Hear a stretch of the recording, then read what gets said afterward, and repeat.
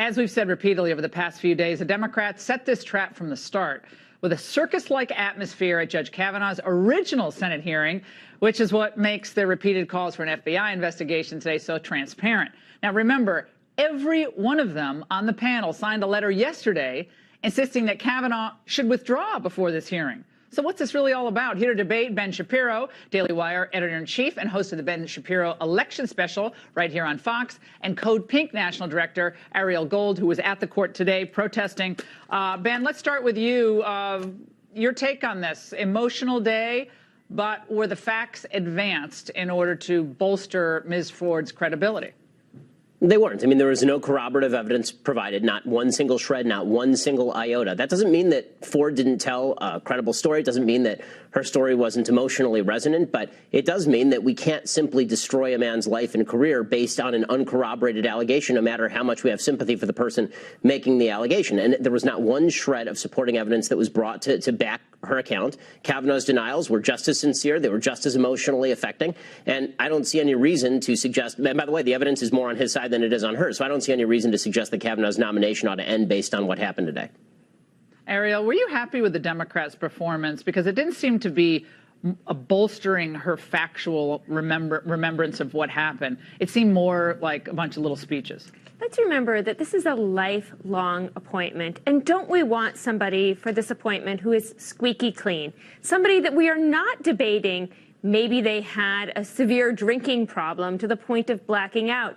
And maybe they grossly sexually assault numerous women.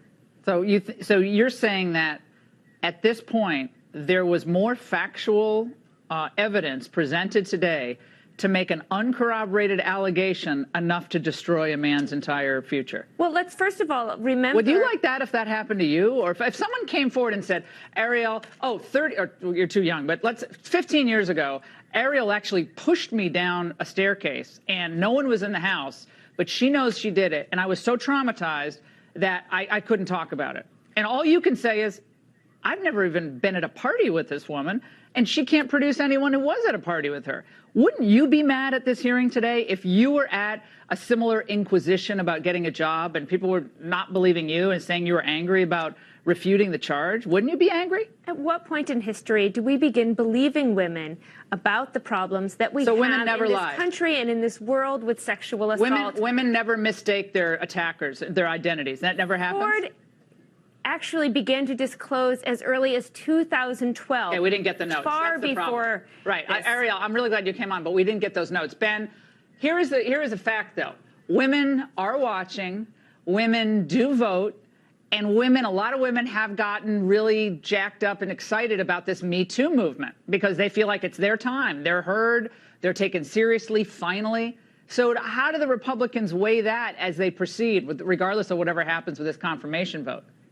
I think they simply have to state over and over and over again that trust but verify is still the policy with regard to allegations. A mere allegation alone is not justifying of repercussions. An allegation is not the end of the story. You can believe the woman and still recognize that you must have corroborative evidence before you destroy somebody's life. Otherwise, mere allegations are the end of the story, and that's not a world anybody wants to live in. It's fascinating to watch so many folks on the left who are deeply concerned most of the time with defendants' rights suddenly chuck that all out the window when it comes to a specific type of allegation with a specific type of person